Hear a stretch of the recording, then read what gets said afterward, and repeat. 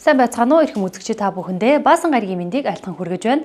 DBS телевизийн мэдээний албанаас бэлтгэн хүргэдэг төвийн бүсийн мэдээллийн хөтөлбөр энэ өдрийн онцлог мэдээллүүдийг хүргэхэд бэлэн боллоо. Анхаарлаа хандуулна уу.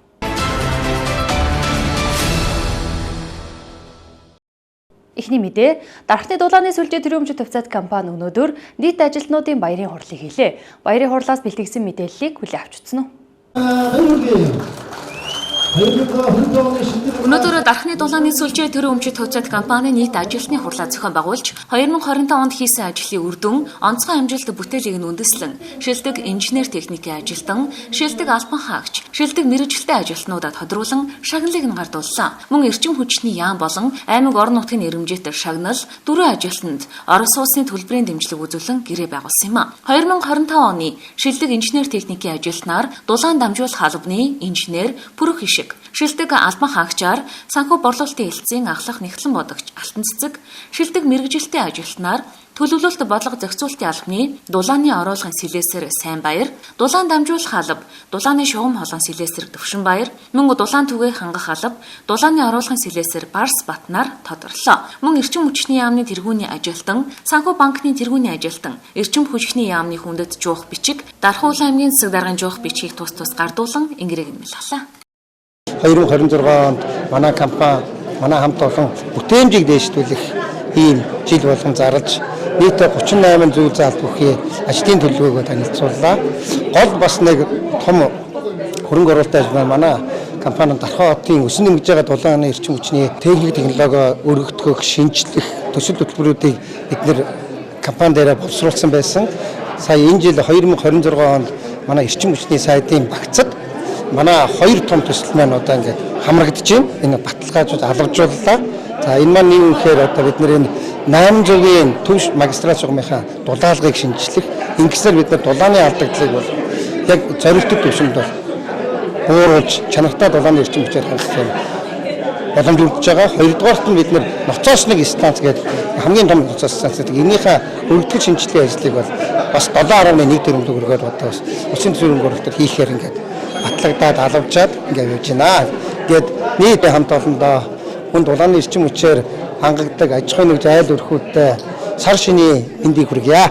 Дулааны сүлжээ төрөмжид хувьцаат компанид нийтдээ 9 дэх жилдээ ажиллаж байгаа. 2025 оны шилдэг инженер техникийн ажилтан болсондоо маш их баяртай. Тэгээд өдөө хүртэл намайг тусаж нэмсэн хамт олондоо гэр бүлтэй, найз нөхдөд маш их баярлалаа. Манайх болохоор дулаан дамжуулах алба гэдэг ерөөдөө их усөрөөс гараад дулаан дамжуулах сүлжээ, дулаан урилга төв ноцоос станц хүртэл ер нь шугам тооноглыг хариуцдаг байгаа. Одоо хувь хүний хариуцлагатай байдал, хамт олонны одоо багаар ажиллах чадвар, уур чадварыг илэрхийлж ажилладаг та. За ингээд нийт хамт олондоо удирдлагуудаа ингээд үргэлж тусалж дэмждэгт баярлалаа.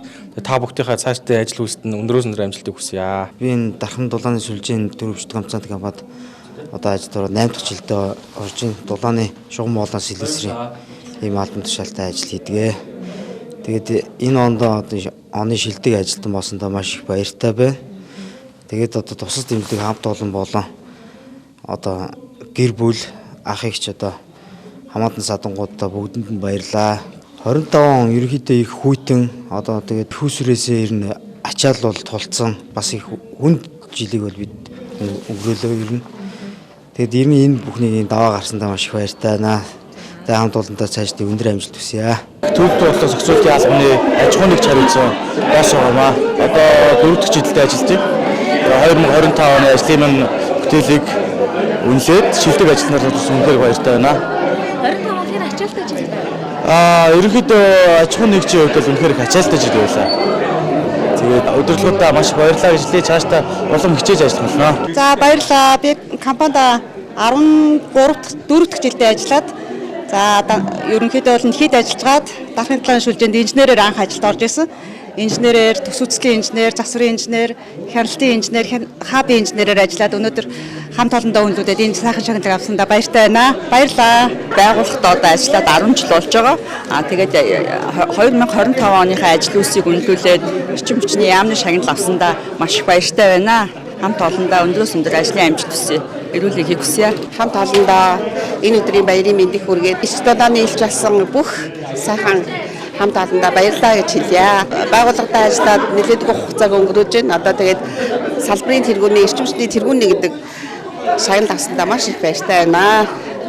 За тэгээд та бүхэндээ илгээрээ их амгалан төлөвлөрөө төвшин амгалан байгаарай гэж хүсэж байна. Тус компани захирлын зөвлөлийн хурлын шийдвэрийн дагуу 4 ажилтны тус бүр 10 сая төгрөг буюу нийт 40 сая төгрөгийн орон сууцны төлбөрийн дэмжлэг үзүүлэхээр болж аль бие усаар гэрээ байгуулснараа онцлогтой байлаа.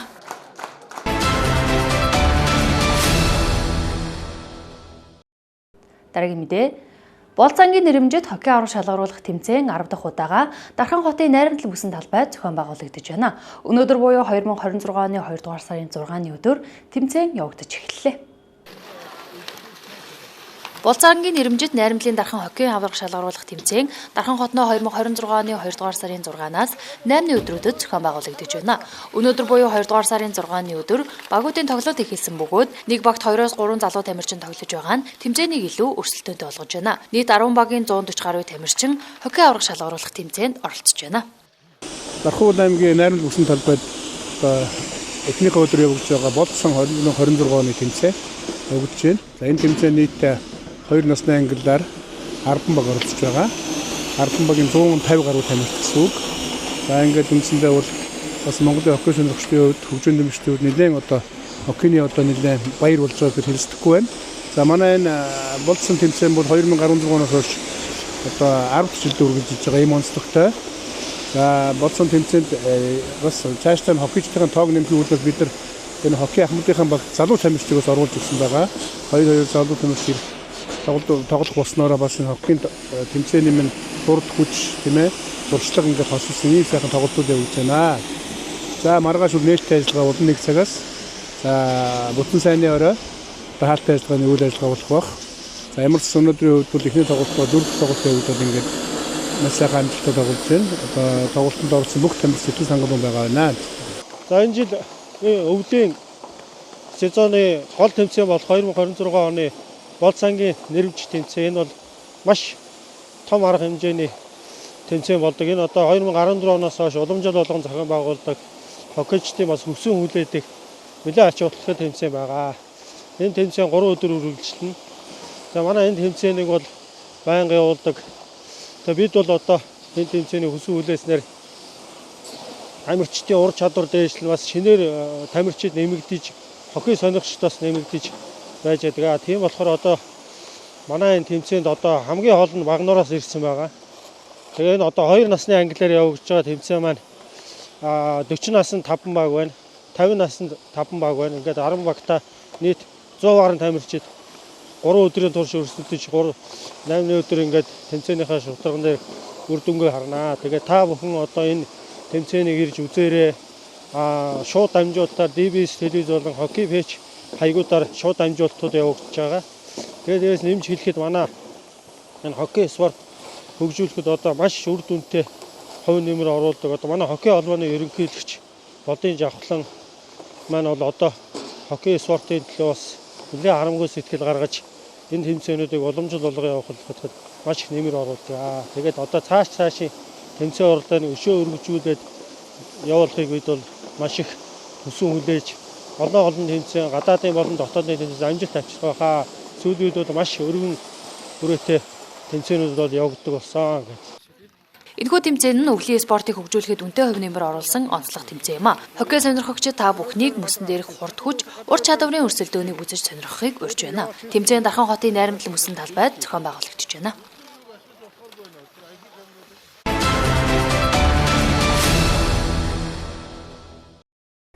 Бүрд анхаарлаа хандуулж байгаад баярлалаа. Дараагийн мэдээ. Цахилгааны эрчим хүчний хит ачааллын үед цахилгаан тасалдаж, үүний улмаас нэг Монгол гэр шатсан харамсалтай үйл явдал 2026 оны 1-р сарын 22-ны өдөр болсон байна. Тухайн гэрийн эзэн манай телевизэд хандаж, гэр оронтой болоход нь тусалж, хандив аянд нэгдэхийг уриалж, дараах мэдээллийг бидэнд өглөө. Цахилгаан тасалдсны улмаас Монгол гэр хормын дотор шатсан харамсалтай хэрэг Дархан суманд 2026 оны 1-р сарын 22-ны өдрийн 15 цагийн орчимд гарчээ. Тухайн айлд гал гарах үед азар хүн байгаагүй бөгөөд цахилгаан тасалдаж буцаж ирэх үед гэрт залгаатай байсан цахилгаан халаагуурын залгуурт маас үсэж гал гарах шалтгаан болсон гэлээ. Тухайн гэрийн эзэн өндөр настай даралт харавсан хэвтэрт байдаг ээжтэйгээ хоёулахны амьдардаг бөгөөд өвлийн хүйдэнд гэр орноо галд алдаж амьдрах газаргүй болсон байна.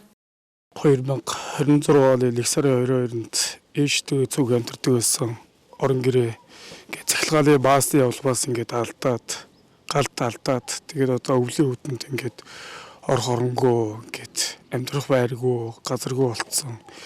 Ээж минь ингээд өвчтөө зовлонтой бас нэг харавцсан тийм хүн байдیں۔ Тэгээд одоогор нэг айлт түр байгаа юм. Тэгээд одоо цагаан сар болох чинь орон гэргүй болчоод сэтгэлийн анд угууж байгаамаа. Ээж дээр юм нэг орох оронтой нэг байлах газартаа болгож өгөөч ээ. Тэгээд би өөрөө нэг ажил хийдээ улирлээ. 3 улирлын ажил хийдээ. Өвөл болохоор болоо ажил зогсчдөг. Тэгээд нэг хавраас эхэлцдэг. Тэгээд одоохондоо ажил төрөл зогсцсон жоохон орлого зарлага жоохон таар байгаа. Тэгээд баяр ёслол болгож байгаа болохоор ингээд хүүтэнд ингээд айл амтаар ингээд 14 хоног айл амтаар ингээд амьдраа явж байна. Өдөр 15 цаг үед намайг ичээ гэртээ ирсэн чинь манай энэ хажуудлын 2 айлын ах эгч 2 гал команд дуудсан хурж иржсэн чи гэр маань шатчихсан. Тухайн үед гэрт хүн байгаагүй.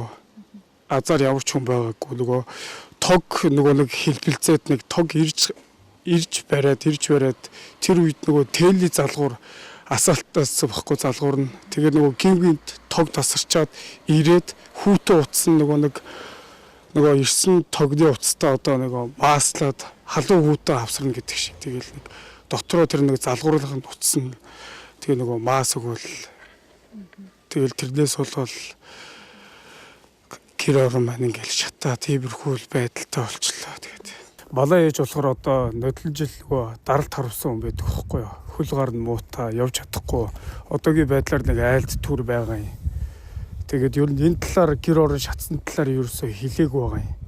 Хэлхий бол нөгөө сэтгэл салаагаар унаад ер нь жоохон эмнэлгийн хараа хяналтанд байдаг, эмчийн хяналтанд байдаг хүн сэтгэл зүгээ жоохон тайван байлгаж аль болох нэг янз бүрийн муу муухай юм дуулахгүй байх талаар эмч мэдрэлийн эмч нэг зөвлөгөө өгсөн байхгүй. Тэр болохоор одоо ингээд ээжтэй ингээд хэлж амжаагүй.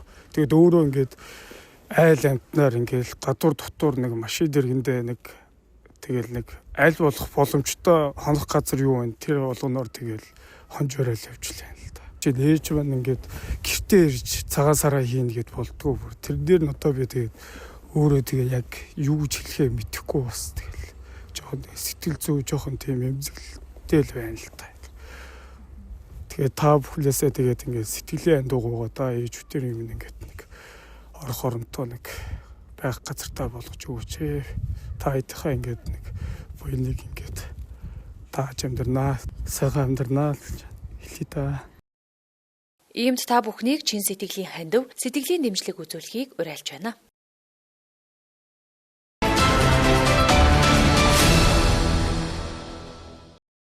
Төвөмбөсийн мэдээллийн хөтөлбөр үргэлжилж байна. Дархуул аймгийн ахмадуудын дунд ургийн бичиг хөтлөх сургалтыг зохион байгууллаа. Дэлгэрэнгүй мэдээллийг хүлээн авч үзнэ үү?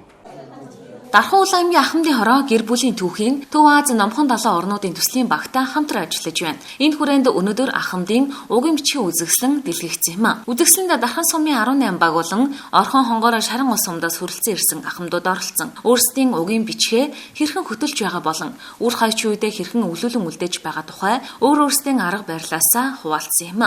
Жишээ нь үзэсгэлэнд оролцогчдын нэг Дархан сумын 14-р багийн иргэн Төмөрсөнхийн банзрагч өөрийн удам болох цангилаг тавьж удмын 8 үеийн 1034 хүний угийн бичгийг угийн нар буюу нарны цаграх хэлбэрээр хадгалан ийхүү хөтөлж байгаамаа. Намайг Төмөрсөхийн банзрагч гэдэг. Баян Хунгар аймгийн Эрдэнэ зөгц сумын гаралтай. Дархан дээрээ одоо 20 хэдэн жил болж байна. Манай ураг удмын энэ одоо судалгааны ажил бол 2016 оноос манай наг зах аргадал гэж хүнтэй нийлж судалгааны ажил хийгээд тэгээ эхний шатанд бол юм номон гаргасан байдаг тийм. Одоо нэг номных нь авторг нь бол одоо энэ байна. Тэгээд номон дээр нь тулгуурлаад одоо энэ ургийн нар гэж байдیں۔ Ургийн нараа ингэж хийгээд ургийн нар болохоор юунд зориулсан бэ гэхээр энэ нэг ургийн баяр хийхэд хамгийн ойлгомжтой. Тэгээд энэ ургийн одоо энэ зураглал дээр болохоор хамгийн олон хүн яг нэг хавтгай дээр ингэж харагдах боломжтой энэ ургийн нар байд юм бэл тий. Тэгээ энийг судалж яг энэ одоо шинэ одоо өсөг буюу кириллээр ингэж хийсэн байгаа. Тэгээд энэ дээр нь тулгуурлаад одоо ургийн баяраа бас ингэж Баян Хунгар аймгийн Эрдэнэ зөгц сумд ингэж зохион байгуулсан байдаг. Тий. Тэгээ одоо сая бас энэ сайхан сургалтанд оролцоод энэ мэрэгжлийн хүмүүс нь одоо бас цаашаага одоо миний энэ дэр чинь болохоор 8 үе байгаа байхгүй энэ хүртэл ингээд тий. Тэгээ энээсээ цаашаа ахиж нэг үе судлаад энийг нь ч гэсэн задлалт судлаад 9 үе болох юм бол одоо нөгөө өвлөн уламжлагч гэдэг тийм бас бүртгэлд ордсон байна тий. Тэгээ тэрийг бас мэдэж аваад ингээд сууж байна. Эхлээд дээрээс хамгийн түрүүнд ингээд бүгдийнх нь нэрсийг ингээд тодорхой тий. Бүгдийнх нь нэрийг ингээд тодорхой зүгээр одоо 1-р үеийн тэр 2-р үеийн тэр 3-р үеийн тэр гээд ингээд яг ийм нэг одоо агуулга маягтай ийм нэрсийн жагсаалт гаргацсан байхад одоо энэ нарыг бол бүрэн зурах боломжтой болчихж байгаа. Тэгээ нараа зураад ингээд эхлэхээр чи анхан шатны нөгөө хүний тоо хаана ямар амьдралтай байна гэсэн багцаа гараад ирэнгүүт энэ дээрээ тулгуурлаад номоо хийж болж байгаа. Тий.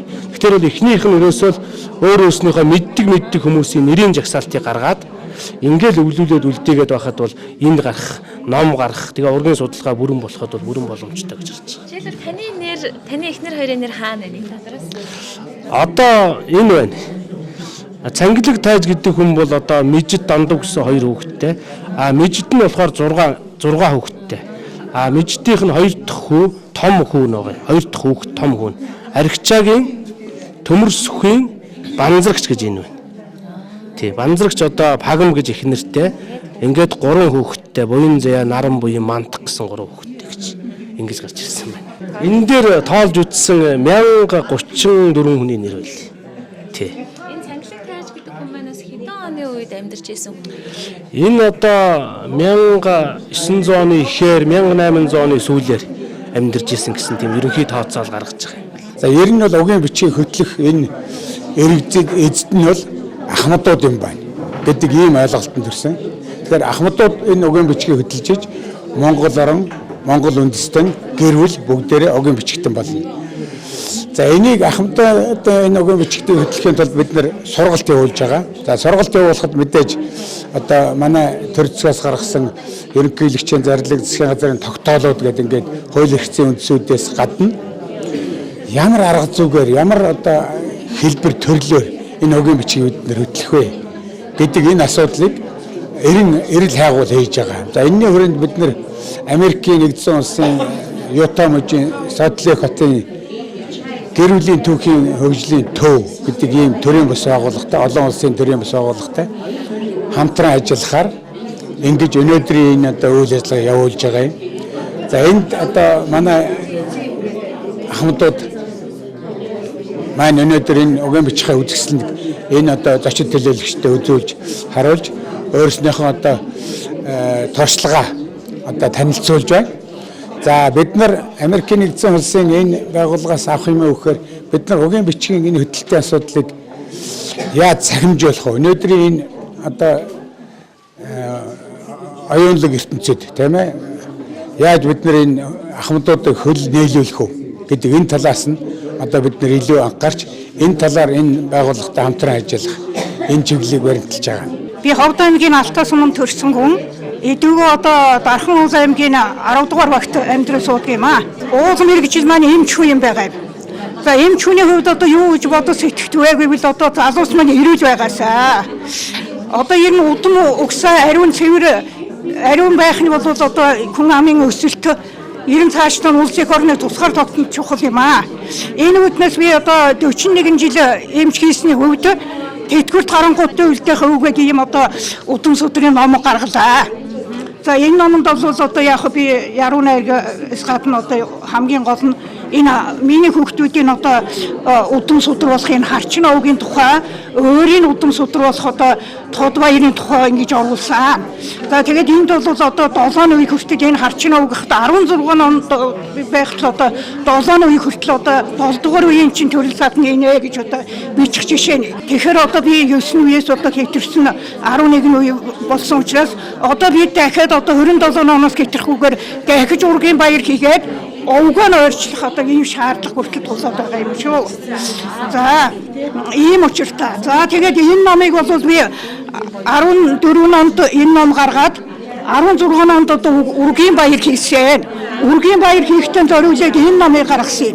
Энэ бол одоо харчны ургийн ном бөгөөд энд одоо Энэ одоо харчнаас нь эхлээд хөвөл одоо 9 үе. Эндээс ингээд одоо харчин гэхээр одоо олон шигтэй ингээд одоо бүр зөндөө носно ингээд одоо юунууд гарч ирнэ. Энд чинь одоо олон ахт байдаг учраас тэгээд дээр нь одоо зүрхтэй хөрөгтэйгээ одоо ингээд сая одоо 16 он төрсэн хүүхдийн зураг хүртэл байж байгаа. Тэгээд бид нэр нөгөөдөө эцнүүдийн зураг одоо байгаагаа тэмдэглэж ингэж оруулсан. Тэгээд ингээд ээж аавын ээж тал гэхдээ ингээд 5 нургийн номын хүүн ойд автан зүгт гайрангийнх мэтлэнгээр ингээд одоо 5 нургийг ингэж бичсэн байдаг. Энэ 5 нургийг бичихтэй тэдэн оны тэдэн сарын тэдэн төрсөн байвал зургийн тавиад одоо энэ зураг мурагтаа одоо ингээд бүгд байгаа ихт маш дэлгэрэнгүй байдаг. Ингэж одоо бичсэн. Тэгээд одоо энэ одоо ургийн юуг одоо хөтлөхөд ингээд өргөлжлээд ингээд яаж болно энэ гэр хэлбэрээр ингээд хийсэн бол бас их зүгээр байдаг. Ялангуяа энэ 9 үеийн ингээд гэр хэлбэрээр хийгээд ингээд хадгалчихдаг одоо зүгээр. Би ингэж бодлоо ингээд янз бүрээр ингэж орсон байдаг л да. Би 1990 оноос хойш түүхэн бичлэг гэдэг зүйлийг угийн бичгийн тухай эхэлдэг мэдэж авч гэр бүлийн түүхэн бичлэгээ эхэлсэн түүхтэй юм аа. Тэгээд энэс хойш одоо сая нодлон гэр бүлийн түүхэн бичлэгээ зургаар ингэж илэрхийлдэг байсан бол одоо энэ түүхэн хөтөч номоор энэ номыг одоо түүхэн бичлэг болгож үргэлжлүүлээд хөтөлж эхэлсэн. Энэний ашиг тусны юу гэхээр зэрэг би одоо үнэхээр уг гэдэг юм, удам гэдэг юм а мэдэж өөрөө хөтч нь болж анхныхаа энэ номны нээлтийг иймэрхүү байдлаар хөтөлж эхэлсэн юм аа. Би одоо үр удам хөлтэй үлдээх зорилготой, одоо шавнартай үлдээх зорилготой ингэж хөтөч номыг хөтлөөд өнөөдөр одоо энэ үр шимийн би ач нартай үлдээхэд энэ Ховд аймгийн Алтай сум, Завхан аймгийн Цэцэн сум гэдэг ингээд зургаар энэ номоо баяжуулаад ингээд хөтөлж эхэлсэн байна.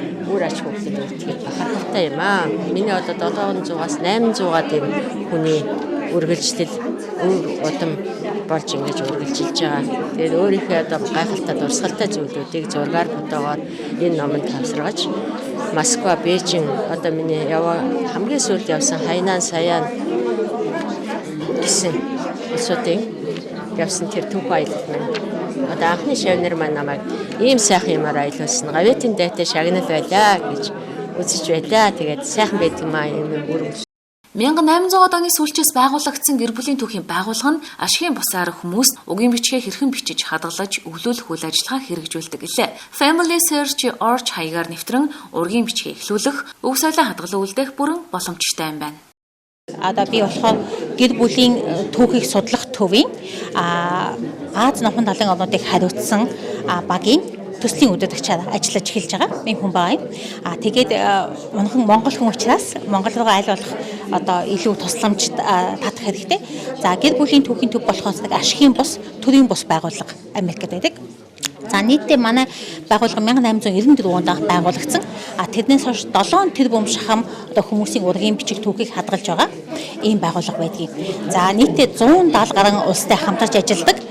Энэ хугацаанд болохоор зэрэг 2000 шахам инженерийн ажилчид одоо энэ мэдээллийн аюулгүй байдлыг хангаж ажилладаг байгаа юм.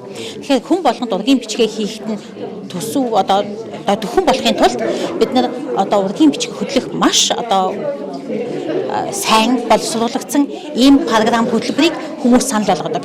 Энэ нь үн төлбөргүй ашигын бус учраас огт үн төлбөрөөр аваад ашиглаж болно. Тинчээ мэдээлэл хийгээд явхад маш их дөхөмтэй амархан байдаг ийм хөтөлбөрүүд байдаг. За хамгийн сүүлийн үед бид нар нөгөө AI ашиглаад тий одоо ургийнхаа бичгийг яаж гаргах вэ гэж хүний зүгээр амар ярьж байгаа түүхийг ингээд сонсохоор AI тэндээс нүдийн түүж аваад за таны өвөө ийм хүн байсан байна, эмээ ийм хүн байсан байна гэд нөгөө ургийн бичгийг автоматар бөглөөд явдаг ийм програмтай болж байгаа. Тэгэхээр хэдийгээр ийм програмуудыг хүмүүстэй авчирвал нөгөө ургийнхаа бичгийг хийх хязгааргүй ой энэ хүмүүст бэлэн болж байгаа юм. Одоо хөтөлбөр. Тэгээд тэр маань үн төлбөргүй ирж байгаа юм. Тэгээд ямар ч аюулгүй одоо мэдээлэл алдагдах 100% баталгаатай аюулгүй ийм хөтөлбөр өгдөж байгаа. Нэг. Хоёрт гэвэл одоо дуу болон дүрс бичлэгийг бүгдийг нь хадгалах боломжтой. Тэгэхээр таны одоо дүрс бичлэг, дуу бичлэг цахинд ороод одоо 5 жилийн дотор муудаж одоо үгүй болдог. Тэ одоо өөрчлөгдөж эхэлдэг ямар нэгэн байдлаар формат нь. За Аа тэгвэл манай байгууллага 5 уул форматаар тэр бичлэгийг 5 уул форматаар тэгээд 3 жил тутам дахин шинжилж хадгалах байдлаар авч үлддэг байхгүй юу. Тэгэхээр анх ямар одоо чанартай бичлэг хийгдсэн бэ?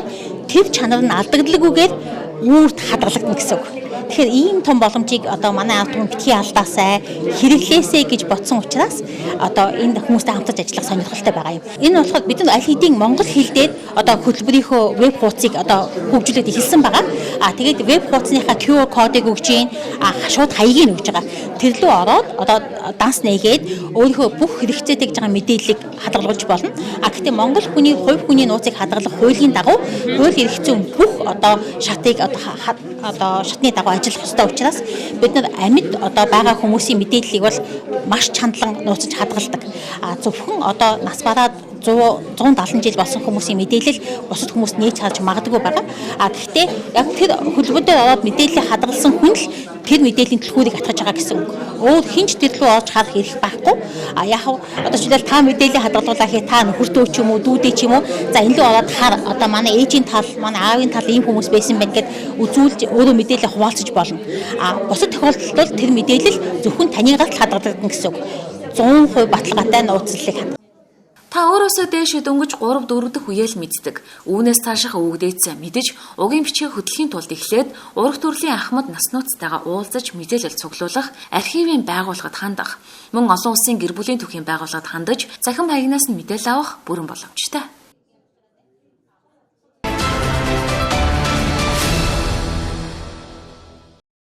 Төвийн Мөсийн мэдээллийн хөтөлбөрийн баасан гарагийн дугаар үзэгч танд хүрлээ. Та бүхэн маргааш 19 цагаас Төвийн Мөсийн мэдээллийн хөтөлбөрийн 7 хоногийн тоймоо хүлээн авч үзээрэй. Анхаарал хандуулсанд баярлалаа.